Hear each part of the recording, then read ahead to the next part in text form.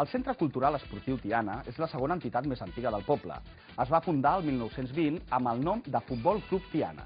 Després de jugar en diferents camps de la localitat, actualment ho fa al camp municipal.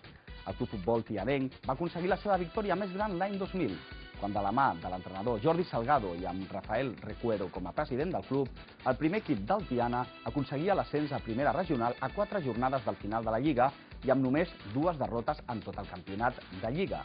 Anem a fer un repàs de la temporada 2008-2009 disputada pel Club Tianenc. No ha sigut la millor temporada per al primer equip del Centre Cultural Esportiu Tiana. Tan sols han aconseguit la 12a plaça a la classificació amb 11 punts.